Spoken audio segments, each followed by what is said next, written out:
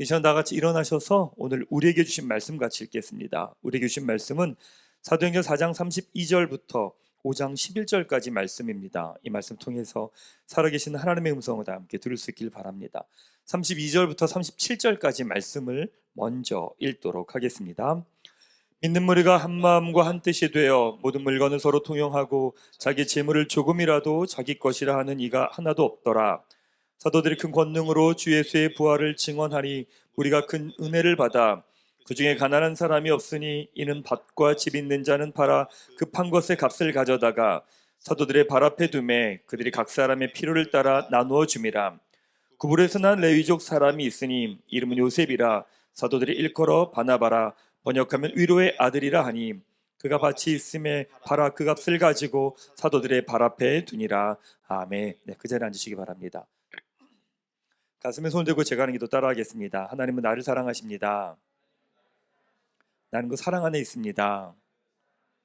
나는 하나님의 형상입니다.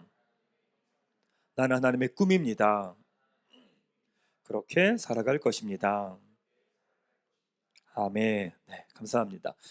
사도행전 말씀을 함께 나누면서 성령께서 우리의 삶 가운데 풀어가시는 가능성들을 함께 같이 나누고 있습니다. 복음은 지금까지 여러분들이 살아온 삶과는 다른 삶이 있다라고 이야기하고 또 여러분들이 다르게 살아갈 수 있다라고 말하고 그렇게 살아가는 힘은 성령님께 있다라고 말씀을 합니다.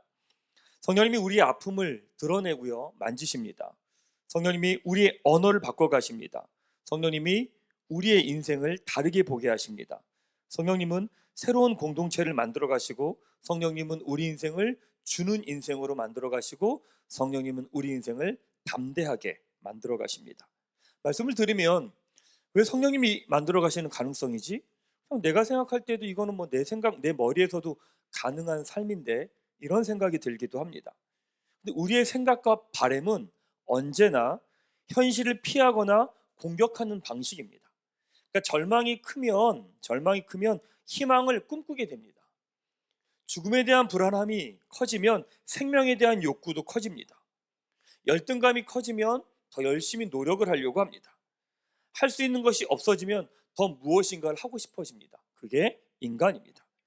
결국 나에게 답 없음에서부터 시작되기 때문에 무엇을 성취하고 이룩해도 내 안에 답이 없다라는 것이 더 커집니다. 그래서 돌아보면 무엇인가를 성취한 사람일수록 열등감이 심합니다. 열정적으로 살아가는 사람일수록 불안함이 더 큽니다. 그래서 돈의 심리학을 쓴 모건 하우젤이 불변의 법칙이라는 책에서 98세 찰리 먼거의 말을 인용해서 이런 말을 합니다. 행복을 위한 제1원칙은 기대치를 낮추는 것이다. 이런 이야기를 합니다. 비현실적인 기대치가 있으면 인생은 행복하지 않다라고 말을 합니다. 그런데 성경은 다른 이야기를 합니다. 예수님의 십자가를 통해 성령님이 열어가시는 가능성은 우리에게 시작되지 않고 하나님에게서부터 시작됩니다. 나의 감정과 느낌에서 시작되는 것이 아니라 하나님과 우리의 관계를 회복하신 예수님의 십자가로부터 시작됩니다. 내 앞에 어떤 희망이 없습니다.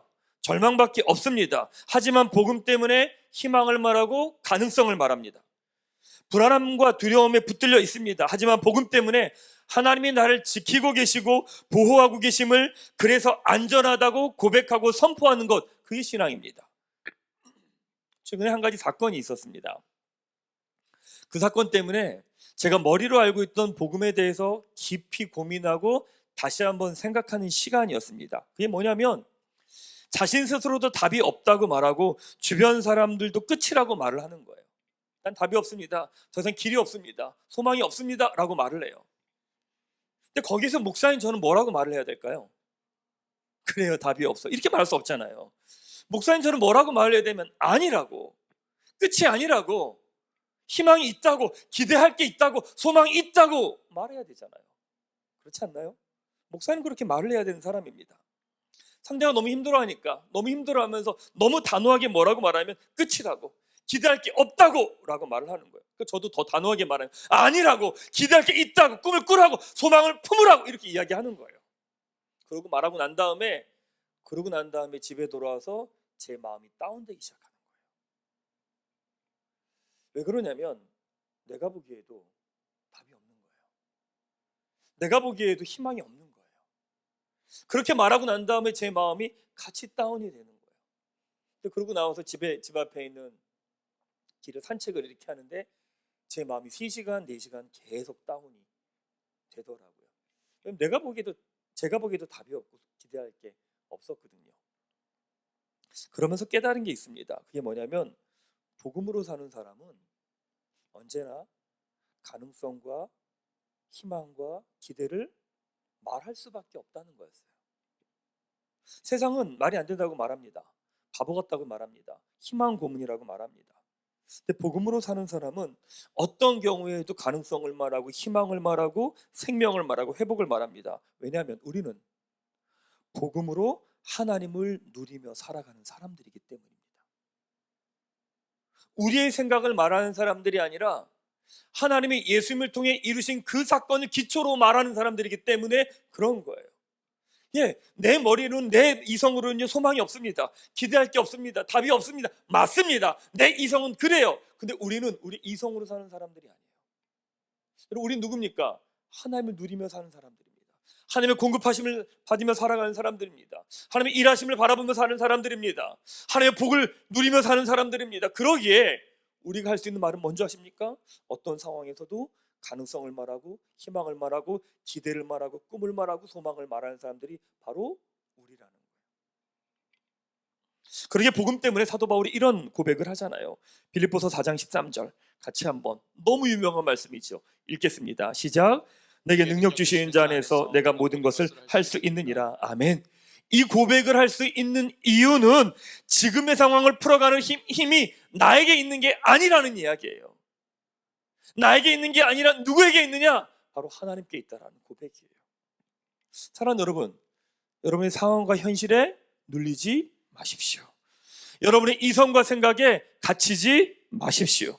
믿음의 고백을 하십시오. 믿음의 선포를 하십시오. 바로 이 고백이 여러분 모두의 고백이 되기를 축원합니다. 여러분 가정의 고백이 되기를 축원합니다. 여러분의 삶의 자리가 어디 있든지 간에 그 자리에서 복음의 고백, 생명의 고백을 하는 여러분 되시기를 주님의 이름으로 축원합니다. 다시 한번 이 말씀, 빌립보서 4장 13절 말씀 같이 한번 읽겠습니다. 여러분의 상황이 어떠하든, 환경이 어떠하든, 주변의 일이 어떠하든 바로 이것이 우리가 할 믿음의 고백입니다. 함께 고백하고 선포하겠습니다. 시작. 내게 능력 주시는 자 안에서 내가 모든 것을 할 수 있느니라. 아멘. 바로 이 고백으로 살아가는 여러분 되시기를 주님의 이름으로 축원합니다. 오늘 사도행전 8번째 시간으로요, 성령님은 우리를 정직하게 하신다, 정직하게 살게 하신다라고 한 제목 가지고 말씀 같이 나누겠습니다. 성령님을 통해서 새로운 가능성이 열리면서 예루살렘 교회 가운데 어떤 모습이 있었느냐, 32절 말씀을 같이 한번 읽겠습니다. 시작. 믿는 무리가 한 마음과 한 뜻이 되어 모든 물건을 서로 통용하고 자기 재물을 조금이라도 자기 것이라고 하는 이가 하나도 없더라. 이기적이고 자기중심적인 인간에게 결코 볼 수 없는 일이 일어난 거예요. 자기 재산을 내어놔요. 그리고 내 거라고 말하지 않는다고 이야기합니다. 아니, 우리 머리로는 도저히 상상할 수 없는 사건이 일어난 거죠. 목회하면서 깨닫는 게 있습니다. 그게 뭐냐면 많이 가졌다고 해서 나누는 게 아니고 가진 게 없다고 해서 나누지 않는 게 아니더라고요. 그게 또 오히려 반대더라고요. 뭐냐면 잘 나누고 베푸는 사람이 많은 것을 누리고요, 베풀지 않고 나누지 않는 사람이 늘 어려움을 겪더라고요. 뭐냐면 마음의 문제라는 거예요. 마음의 중심이 무엇이 있느냐가 결정합니다. 여러분, 신앙이 성장하면 성장할수록 내 마음에 하나님이 더 크게 됩니다. 그러면 다른 사람과 하나님을 향해 나의 것이 내어드리고 흘러가는 게 커지는 건 너무 당연한 겁니다. 교회 생활이 중요한 게 여기 있습니다. 교회 생활은요, 그 사람의 중심이 무엇인지 너무 선명하게 드러나게 하기 때문에 그렇습니다. 그 가운데 가장 선명하게 드러나는 게 뭔지 아십니까? 돈하고 재정입니다. 아무리 많은 이야기를 하고 아무리 많은 믿음이 좋다고 이야기해도 결국 실체가 드러나는 건요, 돈입니다. 왜냐하면 돈은 내 삶에서 너무 구체적인 내용이기 때문에 그렇습니다. 그래서 그 사람의 믿음의 수준은요, 돈을 대하는 태도가 그 사람의 믿음의 수준이라고 보면 됩니다. 그러면서 예루살렘 교회 성도들에게 어떤 모습이 있느냐, 34절 35절 말씀 같이 한번 읽겠습니다. 시작.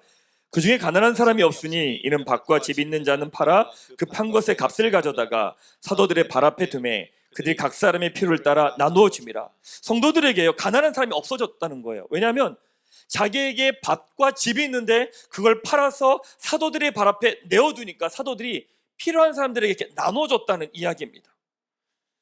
각 사람의 가장 구체적인 돈의 영역이 경계가 허물어지기 시작했다는 이야기입니다. 그런데 자연스럽게 예루살렘 교회에 나타난 모습이 뭐냐? 자신의 재산을 팔기 시작했다는 거예요. 팔면서 하나님께 드리기 시작했다는 이야기입니다. 우선순위가 바뀌었다는 말입니다. 36절 37절 말씀 같이 한번 읽겠습니다. 시작. 구불에서 난 레위의 사람이 있으니 이름은 요셉이라. 사도들이 일컬어 바나바라 하니 그가 밭이 있음에 팔아 그 값을 가지고 사도들의 발 앞에 두니라. 팔았던 사람들의 대표적인 사람이 누구냐? 바나바라고 이야기합니다. 바나바는 누구냐? 사도 바울이 회심하고 난 다음에 예루살렘 공동체에 받아들였던 사람이 누구냐? 통로가 바나바입니다. 바나바가 사울을 안으로 데리고 들어옵니다. 그리고 난 다음에 멀리 떠났을 때 안디옥 교회를 세워갈 때 멀리 가서 사도 바울을 데리고 와서 안디옥 교회를 함께 세워갔던 사람이 바로 바나바입니다.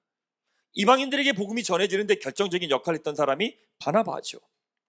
사도행전은 이 사건을 왜 기록했을까요? 그러니까 여러분들도 여러분의 재산을 파십시오, 이 얘기를 하는 걸까요? 만약에 그게 성경의 메시지였으면 다른 곳에서도 이 동일한 본문이 계속 나와야 됐을 겁니다. 성경엔 이 본문이 그렇게 자주 나와 있지는 않습니다. 그렇다면 성경이, 하나님이 말씀하고 싶은 건 이 다음에 일어나는 사건 때문일 겁니다. 예루살렘 교회의 성도들이 자신의 재산을 팔기 시작합니다. 그러니까 나도 팔아야 되는 건가? 나도 내 재산을 팔아야 되는 거 아니야? 라고 하는 마음이 들지 않았을까요? 그 중에 아나니아 삽비라 부부 역시 자신의 재산을 팝니다. 자, 2절 말씀 같이 한번 읽겠습니다. 시작. 그 값에서 얼마를 감춤해 그 아내도 알더라. 얼마만 가져다가 사도들의 발 앞에 두니. 두 사람은요, 판 것을 사도들에게 드린 것이 아니라 그 값에서 얼마를 감추고 사도들에게 드립니다. 아깝지 않았을까요? 당연하죠. 내 걸 주는데 어떻게 그렇게 아깝지 않습니까? 아까웠겠죠. 그러니까 내어드릴 때 다 내어드리지 않고 자기에게 필요한 것들, 자기가 생각한 것들 얼마를 감추었을 겁니다. 당연한 겁니다. 인간이니까. 그 아나니아 삽비라는 예루살렘 교회 성도들에게 칭찬을 받았을까요? 아니, 어떻게 그런 일을 할 수 있어? 아니, 어떻게 그렇게 믿음의 행동을 할 수 있어? 정말 당신 믿음의 부부야 라고 하는 인정을 받았을까요? 아니지 않았을까 싶습니다. 모든 것을 하나님께 드린다고 하면서 사실은 자기의 것을 챙겨놨습니다. 그건 그들의 진짜 모습입니다. 보이지 않는 하나님 앞에서의 모습은 보이는 사람들 앞에서의 모습과 동일합니다. 아마 이 부부는 힘든 일을 할 때도 게으름을 피웠을 겁니다. 무엇인가를 감당할 때도 잔머리를 굴렸을 겁니다. 아마 예루살렘 교회는요, 그 부부가 자신의 것을 챙겨 놓았을 거라는 걸 이미 알았을 겁니다. 왜요? 하나님 앞에서의 모습이 그들의 일상에서의 모습이기 때문입니다. 근데 문제는 그것이 문제가 아니라 그 다음에 일어난 사건이 문제인 겁니다. 3절 4절 말씀 같이 한번 읽겠습니다. 시작. 베드로가 이르되 아나니아야, 어찌하여 사탄이 내 마음에 가득하여 내가 성령을 속이고 땅값 얼마를 감추었느냐? 땅이 그대로 있을 때에는 내 땅이 아니며 판회에도 내 마음대로 할 수가 없더냐? 어찌하여 이를 내 마음에 두었느냐? 사람에게 거짓말한 것이 아니요 하나님께로다 라고 말합니다. 베드로가 말한 걸 보면 아나니아 삽비라는 마치 자신의 재산을 다 드린 것처럼 행동했던 것 같아요. 차라리 내가 낼 수 있는 게 이것밖에 안 됩니다 라고 드렸으면 문제가 되지 않았을 거예요. 근데 이들은 마치 사람들에게 보이기 위해서 내가 나의 모든 걸 하나님께 드렸습니다 라고 말하고 보이는 행동을 한 겁니다. 거짓말한 거죠. 근데 베드로가 뭐라고 말하느냐? 그 행동은 사람에게 한 것이 아니라 하나님에게 한 행동이라고 말합니다. 왜요? 결국 하나님 앞에서의 모습이 그들의 일상의 모습이기 때문입니다. 예전에 청년사역할 때 이런 질문을 저한테 하는 거예요. 목사님, 음란물을 보는 게 나쁜 겁니까? 왜? 왜 보는구나 이렇게 얘기를 했죠. 제가 왜? 이렇게 했더니 아니, 저 혼자 보는 거잖아요. 아니, 제가 뭐 해를 끼치는 것도 아니고 뭐 제가 본다고 해서 어디 가서 이상한 짓을 하는 것도 아니고, 제가 나 혼자 내 방에서, 그 친구 교회 나온 지 얼마 안 된 친구였거든요. 아니 나 혼자 내가 음란물을 보는 게 그게 뭐가 문제입니까? 큰 잘못입니까? 누구한테 해를 끼치는 것도 아닌데, 이렇게 얘기하더라고요. 그래서 제가 이야기하다 그런 이야기 했어요. 누구에게도 해를 끼치지 않는다고? 누구도 보지 않는다고? 무슨 소리? 네가 보잖아. 네가 알잖아. 본다는 걸 너는 알잖아. 그 상황을, 그런 모습을 너는 알고 너는 보잖아. 그게 제일 나쁜 거야. 여러분, 인간의 어리석음은 뭔지 아세요? 사람을 속일 수 있다고 생각하는 거예요. 그래서 여러 가지 말로 행동으로 포장을 해요. 참 놀라운 건 뭔지 아세요? 사람들은 다 합니다. 교회에서 같이 지내잖아요. 옆에 사람 어떤 사람인지 다 알아요. 근데 티를 안 내요. 왜? 이해관계가 얽혀있지 않기 때문에 그런 거예요. 근데 만약에 이해관계가 얽히는 그 순간 내 생각과 내 마음 다 드러납니다. 다 평가합니다. 근데 교회는 이해관계가 없기 때문에 이 사람이 어떤 사람이 중요하지 않아요. 괜찮아요. 그냥 같이 모여 있을 수 있는 거예요. 근데 그렇다고 우리가 판단이 없느냐? 아니요. 판단은 다 합니다. 판단 다 합니다. 사랑하는 여러분, 사람들이 모를 거라고 생각합니까? 아니요. 사실은 다 합니다. 다만 말하지 않을 뿐입니다. 이해관계가 충돌하면 언제든지 다 드러납니다. 여러분 어떻게 생각하십니까? 사람들을 속일 수 있다고 생각하십니까? 다른 사람들은 모를 거라고 생각하십니까? 내가 이렇게 행동하고 이런 마음이라는 걸 사람들은 모를 거라고 생각하십니까? 아니요. 사람들을 속일 수 없습니다. 심지어 하나님도 속일 수 없습니다. 다만 내가 생각할 때 다른 사람들은 모른다라고 생각하고 있는 거죠.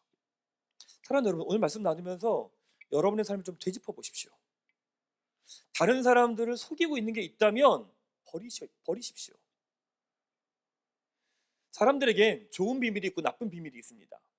좋은 비밀은 그 비밀이 어떤 비밀이냐가 그 사람의 자존감을 결정합니다. 좋은 비밀이 있는 사람은 자존감이 높습니다. 그러니까 다른 사람들이 뭐라고 말해도 내가 볼 때 나만이 아는 좋은 비밀이 있는 사람은 다른 사람들이 뭐라고 말을 해도 괜찮습니다. 왜? 내가 내 모습을 아니까요. 그런데 나쁜 비밀이 있는 사람들은요, 다른 사람들이 아무리 박수치고 인정해줘도요 더 무너져 버립니다. 왜? 내 모습을 내가 알기 때문에 그렇습니다. 사랑하는 여러분 어떠십니까? 다른 사람을 속일 수 있다고 생각하십니까? 다른 사람의 눈을 속일 수 있다고 생각하십니까? 다른 사람들이 모를 거라고 생각하십니까? 아니요. 다 합니다. 오늘 말씀 나누면서 여러분 안에서 정리해야 될 것들 정리하십시오. 여러분의 속임이 있다면 그 속임을 털어내기 시작하십시오. 거짓이 있다면 그 거짓도 버리시기 시작하십시오. 더러움이 있다면 그 더러움도 버리기 시작하십시오. 결국엔 드러나기 때문에 그렇습니다. 바로 여기에서 성령 하나님이 우리에게 열어가신 새로운 가능성을 보게 되는데, 그게 뭐냐? 바로 정직하게 사는 삶입니다. 성경의 관점으로 인간은 죄인으로 태어나기 때문에 정직하지 않습니다. 털어서 먼지 안 나는 사람 없습니다. 다 납니다. 맞습니다. 내가 아무리 정직하다고 이야기해도 그건 내 생각입니다. 그건 내 관점입니다. 인간의 내면은 죄악이 있고요, 거짓이 있고요, 어둠이 있습니다. 아무리 정직하다고 해도 그건 자신의 관점이죠. 다시 말해 인간은 정직할 수 없다는 거예요. 욥기에서 보면 욥에 대해 하나님이 이렇게 칭찬을 하세요. 욥기 1장 8절이죠. 같이 한번 말씀을 읽겠습니다. 시작. 여호와께서 사탄에게 이르시되 내가 내 종 욥을 쥐하여 보았느냐? 그와 같이 온전하고 정직하여 하나님을 경외하며 악에서 떠난 자는 세상에 없느니라. 하나님께서 욥에 대해서 놀라운 칭찬과 인정을 하십니다. 사탄의 참소에 하나님이 욥의 고난을 허락하시죠. 욥이 고난을 당할 때 뭐라고 말하느냐? 이렇게 말해요. 나는 죄가 없다고 말합니다. 사람들은 너의 죄 때문에 이 고난을 당하는 거야 라고 말할 때 욥이 뭐라고 말하냐면, 무슨 소리? 나는 죄가 없어. 나는 결백해. 나는 무죄해. 라고 이야기를 하는 겁니다. 근데 그 모든 상황이 다 끝나고 하나님 앞에서 욥이 이렇게 고백합니다. 42장 5절 6절 말씀 같이 한번 읽겠습니다. 시작. 내가 주께 대하여 귀로 듣기만 하였사오나 이제는 눈으로 주를 배움나이다. 그러므로 내가 스스로 거두어드리고 티끌과 제 가운데서 회개하나이다. 아무리 의롭다고 해도, 아무리 옳다고 해도 하나님 앞에서는 옳다고 할 수 없다는 고백입니다. 하나님 앞에서 그 누구도 내가 옳습니다, 난 잘하고 있습니다, 난 죄가 없습니다 라고 말할 수 없다는 이야기입니다. 이게 내가 죄인이라고 하는 고백입니다. 인간은 정직할 수 없습니다. 인간이 아무리 정직하려고 해도 거짓말하고 죄악을 저지르는 것, 그게 인간입니다. 그런데 인간에게 다르게 살아가는 삶, 정직하게 살아가는 삶의 길이 열렸는데 그게 뭐냐? 성령으로 사는 삶이라고 이야기합니다. 여러분, 종교개혁 시대에는 코람데오였습니다. 하나님 앞에서의 삶이에요. 그러니까 내가 있는 모든 순간순간마다 하나님이 보고 계시다고 생각한 거예요. 그래서 중세에는 어떤 일이 많았냐면 겉모습만 정직하게 지냈어요. 왜? 하나님 보신다고 말하니까. 그러니까 어떻게 해요? 예배를 드려요, 다 해요, 행동은 다 해요. 근데 그의 마음이 부패하기 시작하는 거예요. 이제 우리의 삶은 뭔지 아십니까? 성령으로 사는 삶입니다. 하나님이 어디 계시는 줄 아십니까? 우리 안에 계십니다. 내 마음에 계십니다. 성령께서 우리 마음의 중심과 동기를 다 보십니다. 포장이 아무리 멋있어도, 다른 사람들이 아무리 박수를 쳐도 그 마음의 중심과 동기를 하나님이 보신다는 이야기입니다. 그 성령께서 어떻게 하는 줄 아십니까? 여러분 안에 죄악과 거짓이 있으면 성령님이 여러분의 마음을 불편하게 하세요. 계속 불편하게 하세요. 옳고 그름의 문제가 아니라, 맞고 틀리고의 문제가 아니라 성령이 하나님의 마음이 아니면 여러분의 마음을 불편하게 하세요. 예전엔 괜찮았어요. 어떤 규칙과 기준을 어기는 게 상관없었어요. 그냥 남들 속이는 게 가능했어요. 근데 성령께서요, 여러분의 마음을 불편하게 하시는 거예요.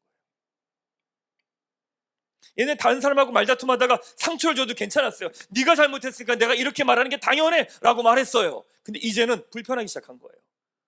저 사람이 잘못했는데도 내가 말을 해놓고도 불편한 거예요. 왜요? 성령님이 계시기 때문에 그런 거예요. 성령께서 여러분의 마음 가운데서 계속 말씀하면 만지시기 때문에 그래요. 여러분, 아나니아가 죽임을 당합니다. 근데 그것을 모르고 아내인 삽비라가 들어와서 똑같은 거짓말을 합니다. 근데 베드로가 말하죠. 9절 말씀 같이 한번 읽겠습니다. 시작. 베드로가 이르되 너희가 어찌 함께 꾀하여 주의 영을 시험하려 하느냐라고 말합니다. 너희 안에 성령님이 계시는데, 성령님이 말씀하시는데 왜 너희는 그걸 무시하냐고 이야기하는 거예요. 성령님이 하시는 말씀을 계속 무시하다 보면 어떤 일이 일어날 결과가 뭐냐? 사망인 거예요. 죽음이다, 단절이다 라고 하는 걸 보여주고 계신 거예요. 여러분, 성령께서 주시는 마음을 계속 무시하면 여러분 안에 있는 거짓과 죄악이 여러분의 영혼을 힘들게 만들어요. 나는 괜찮다고 말해요. 난 문제없다고 말을 해요. 근데 내 영혼이 계속 메말라가고요, 시들어가요. 평안함이 사라져요. 기쁨이 사라져요. 그게 내 마음에 영향을 주고 내 몸에 영향을 주기 시작하게 돼요. 사랑하는 여러분, 여러분 안에 계신 성령님이 아니라고 하면 멈추세요. 성령님이 버리라고 말하면 버리세요. 성령님이 여러분에게 불편한 마음 주시면 그 마음을 털어내셔야 돼요. 계속 붙들고 있으면 그것이 여러분을 올가매기 시작해요. 우리는 다른 사람의 시선과 평가로 살아가는 사람들이 아니에요. 다른 사람들의 박수가 우리 인생을 결정하지 않아요. 다른 사람들에게 어떻게 보일까가 내 인생을 결정하지 않아요. 우리는 민수기에 보면 가나안 땅을 정탐할 때 12명의 각 지파에서 대표들이 나옵니다. 각 지파에서 최고의 리더들이 나온 거예요. 그 지파에서 탁월하다고 말한 12명이 뽑힌 거예요. 근데 12명의 이름 중에 우리 딱 2사람 기억합니다. 누구? 여호수아와 갈렙만 기억합니다. 나머지 10명은 누군지도 모릅니다. 그렇게 박수치던 사람들, 탁월하다고 말하는 사람들, 괜찮다고 말하는 사람들, 믿음의 사람들이라고 말했는데 10명은 누구도 기억 못합니다. 달랑 2명 기억합니다.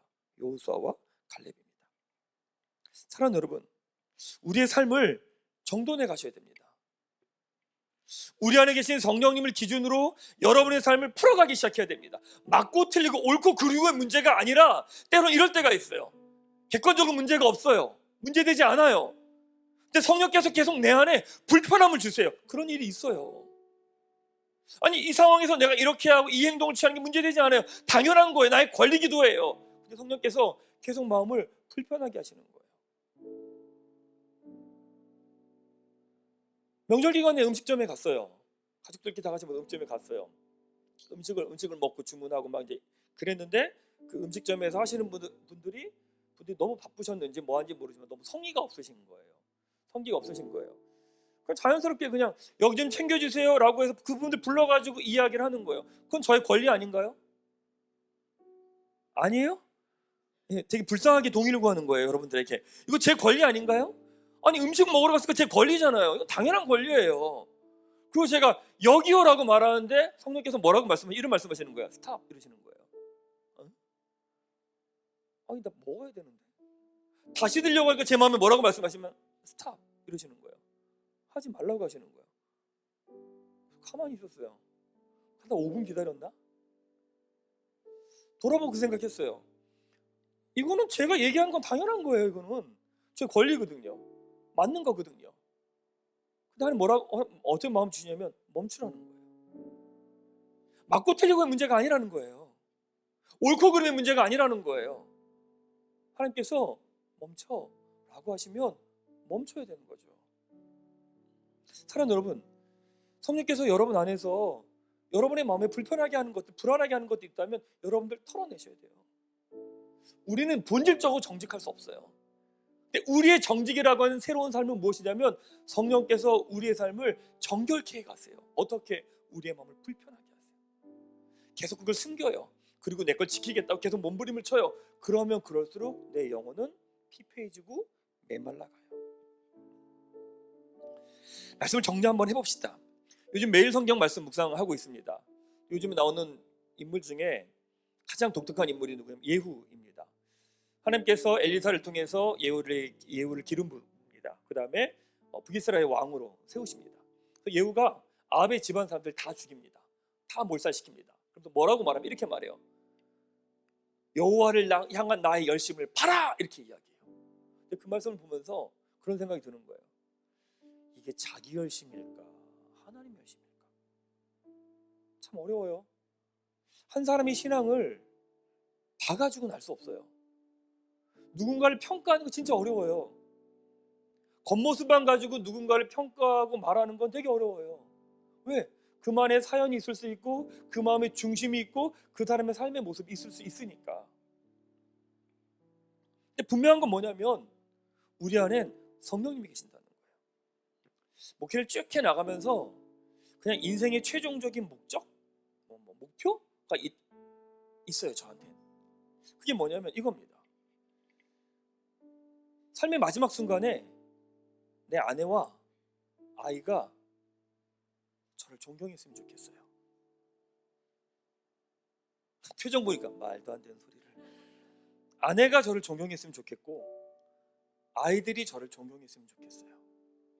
다른 사람들은 그렇게 중요하지 않은 것 같아요. 왜? 저를 잘 모르니까. 멀리 있으니까. 근데 가족들은 저의 벌거벗은 모습부터 모든 모습을 다 봐요. 네. 그렇다고 객관적으로 제가 존경스러운 모습이겠어요? 그렇진 않겠죠. 가끔씩은 앉아가지고 TV 켜놓고 멍하니 쳐다보고 있어요. 그럼 애들이 들어와서 아빠 그만, 그래 미안. 이게 비일비재해요. 화장실 갔다가 물 안 내려가지고 애들한테 잔소리도 비일비재해요. 수많은 일들이 있어요. 수많은 일들이 있어요. 근데 이 과정들을 걸어가면서 제 마음에 갖는 소원함은 딱 하나예요. 나중에 삶의 마지막 순간에 아내가 아이들이 아빠를 존경했다고 말했으면 좋겠다. 그거 하나면 되겠다. 근데 그게 어떻게 가능할까? 하나님 앞에서 살아가지 않고는 그렇게 살 수는 없는 것 같아요. 사랑하는 여러분, 우리는 다른 사람의 시선과 평가로 사는 사람들이 아니에요. 다른 사람들의 시선과 평가가 내 인생을 결정하지 않고 우리의 영혼을 결정하지 않아요. 우리는 하나님 앞에서 성령님으로 사는 사람들이에요. 성령께서 아니라고 말씀하시면 멈추십시오. 성령님이 그거 틀렸다고 말하면 버리십시오. 성령님이 그 길 가지 말라고 하면 가지 마십시오. 성령님이 이 길이라고 말씀하시면 그 길을 따라가십시오. 이번 한 주간 여러분 삶 가운데 성령께서 아니라고 이야기하신 것들이 있으면 이번 한 주간 털어내십시오. 버리십시오. 길을 돌이키십시오. 바로 그것이 성령께서 우리에게 주신 새로운 가능성을 향해 살아가는 한 걸음입니다. 이번 한 주간 성령께서 여러분의 삶 가운데 허락하신 새로운 가능성을 향해 한 걸음 믿음의 걸음을 걸어가는 우리 교회 가족 모두가 되기를 주님의 이름으로 축원합니다. 하겠습니다.